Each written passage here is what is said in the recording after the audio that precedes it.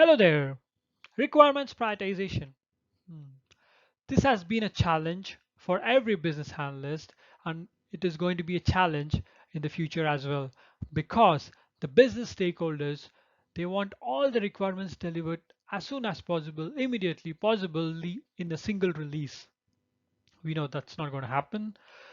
If you're having trouble convincing the business on the requirements prioritization, or you would need a technique or a guidance on the prioritization of the requirements, this is the video for you. In this video, we're going to cover the 4 key requirement prioritization techniques, which will help you to communicate with the business and get the highest business value items delivered first. So we are going to cover these 4 key prioritization techniques. So a lot of cover, we can get started. But before I do, I just wanted to tell you that this is one of the video in the Business Analyst Techniques video series. So I've listed the other videos in the description box. So please feel free to go and check it out. And also, if you haven't already subscribed to our YouTube channel or you're seeing the video for our video for the first time, I would request you to go and hit the subscribe button and also the bell icon so that you'll be notified when we do a new video. We do a weekly video on business analysis techniques, tools, concepts, and also the interview questions. So let's get started on the requirement prioritization techniques. As always, we'll be using a case study, and using the case study, we'll be driving the concepts of requirement prioritization. Again, this is a case study which we have used in several of our videos because it's very simple and easy for everyone to understand. But if you want me to use a different case study, I'm open to suggestions. Please feel free to comment your case study idea in the comment section and we'll pick it up for the next videos. So in this case study, a movie chain named XYZ Cinemas, they're looking for a mobile app which will allow their customers to book movie tickets online. Simple as that. They don't want the customers to stand in the queue. They just want the customers to use their mobile app, book it, and enjoy the movie. So the features of the app which the client is looking for are registration, customer registration, login feature, the ticket booking ticket feature, and seat selection. So ability for the customers to select the seats in the theater, online payment, and again, number 6 is more of ordering refreshments like popcorn, Coke within the app itself so that they don't have to stand in the line for buying these. And the 7th feature they're looking for is once the refreshments, popcorn or Coke are ordered, it can be delivered to the seats where the customers are booked using this particular online app. So it's a very good feature set, making the customer's life easy. So this is the features. So let's say how we will be using the requirement prioritization to deliver these features release by release. I know it's good to have everything at one shot, but again, we know it's not feasible. So let's see how we can use the different requirement prioritization technique to prioritize and deliver these in a release wise. Okay, let's get started with the first requirements prioritization technique called Moscow. It's one of the most commonly used technique worldwide. The requirements are basically classified into must, should, could, and would. Must are your mandatory requirements, without which there's no point in even having a release. So they are the highest priority items which has to get in. The next comes the should. The should are basically they're also high priority items, but even if they're not delivered in a release, there are workarounds through which the same functionality can be satisfied. And then we have the could and would. So basically, could and would are nice to have. It's good to get them into release, but if you're not able to make it, that's okay. We can defer it to the next release. So let's see how we can apply this Moscow to our example case study. So if we prioritize the requirements, so the registration, the login, and the book tickets are the must. It's there are key things like the purpose of the app is for the customers to book the tickets online, and the registration and login or a precursor basically in order to book the tickets, right? Whom are we booking against if they didn't able to even create an account?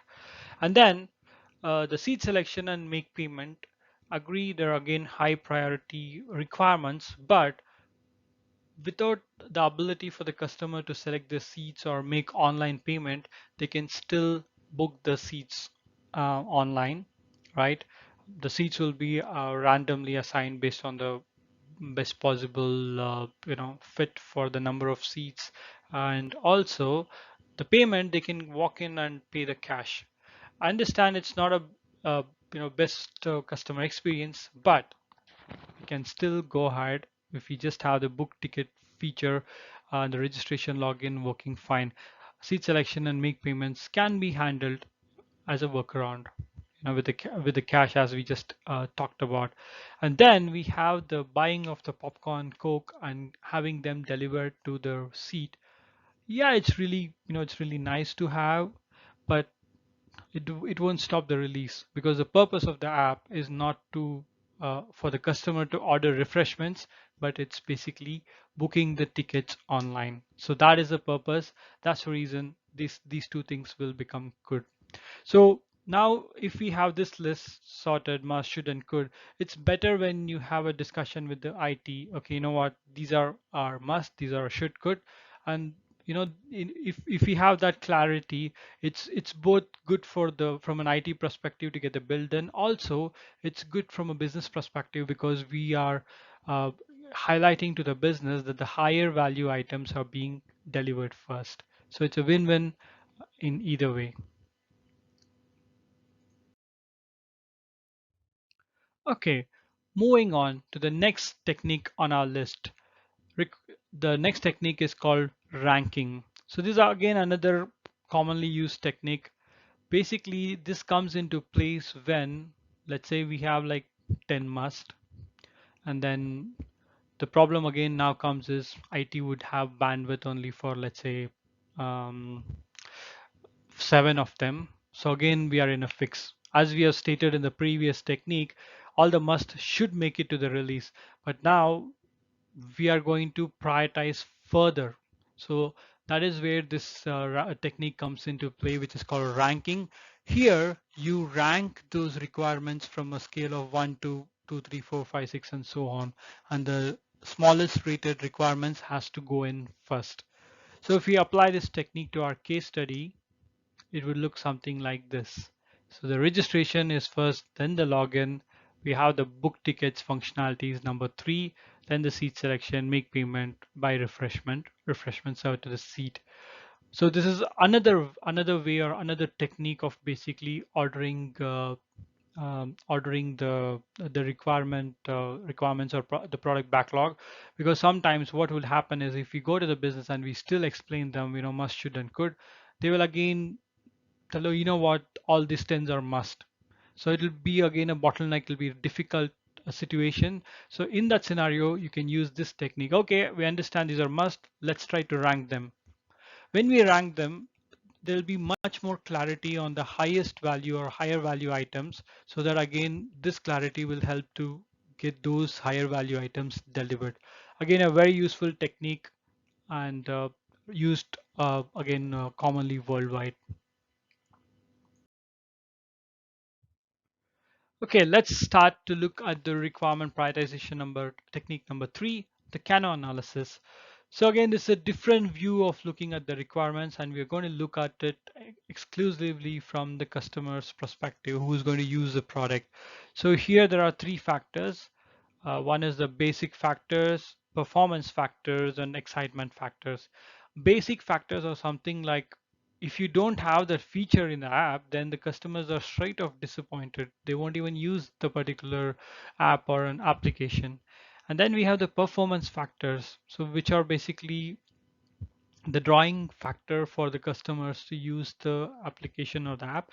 And then they are the next one is excitement factors. So these are basically your differentiator from the competitors and your USP or unique selling proposition. So customers will be like very excited to use the app or the application because of these particular features. So let's try to apply the Kano analysis to our case study. So it looks something like this. The registration, login, book tickets, pretty basic. Without them, there is no point even using the app, because if you're not even to book the tickets, why are we even using the app? And then seat selection and making online payment. Yep, it would be a, customers would be really happy to use this because they have the ability to select the seats and they don't have to stand in a line again to pay the cash. So they'll be happy to make an online payment, just then get onto the theater, just walk in. And then the refreshments and the refreshments served to the seat, that would be an excitement factor basically. The reason for the reason for this is basically, well, again, there is a queue for buying refreshments. So if you're able to do that using the app, then it's like you just walk in after doing the booking. The you've selected the seats, you've made the online payments, and then when you arrive at the time of your choosing, you're getting your popcorn, coke. You don't have to stand anywhere, no line, nothing. Everything is taken care. So that is basically, like it. The customers will be excited to use this particular feature, and because of this, there will be more people being driven into this particular cinema. So it will increase the revenue. So these are some things. It's basically a different lens of doing the prioritization. So it's called the Kano analysis, and it's looking mostly from the customer's perspective. And the last technique we have on the list is called user story map. So basically, I've, I've covered thoroughly, taking in another case study in one more video. I'm going to link it in the description box, so please go and check it out, where you will be shown how to build a story map from scratch and then to do the prioritization. So it's basically a visual representation of your entire product backlog, from the activity sequence of a user. So in our example would be the customer. When they order the book the tickets online, and the time they walk into the movie theater, watch the movie, and then get out. So this is basically a customer journey, we call it. And there would be tasks below it. So those would be your, the user stories. So basically, if you put this in a map, like somewhat we show this is basically an example of a online a home delivery ordering service. So you will be able to visualize it better, and the business will be able to visualize it better, because they will be able to see the end-to-end picture rather than a sequential list. And then we can go again and check with the business. Okay, this is how it is. Can you please, which would be the highest benefit we can put put put the requirements in. So the release one, as we see here, it's called the MVP, or the minimum viable product. So that is like without which you cannot even go in. And then similarly, the other requirements are prioritized to release 2, release 3. It's a similar to what we have seen in the previous techniques, but again, this is more visual and gives an end-to-end view for the business, which the other techniques won't give. So again, it's a very useful technique for them to understand and provide the priorities.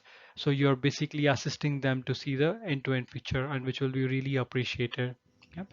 So these are the 4 techniques, and what we are going to do is I've provided a link in the description for kind of downloading a quick cheat sheet, so you can download it, keep it for your reference, and start using it in your day-to-day job when you're dealing with the requirements and prioritization. Okay, that brings us to the end of this video. Did you enjoy this video? If so, I would request you to please go ahead and subscribe to our channel right now, and also click on the bell icon. We post a video every single week on business analysis, tools, techniques, tutorials, and also cover in the interview questions.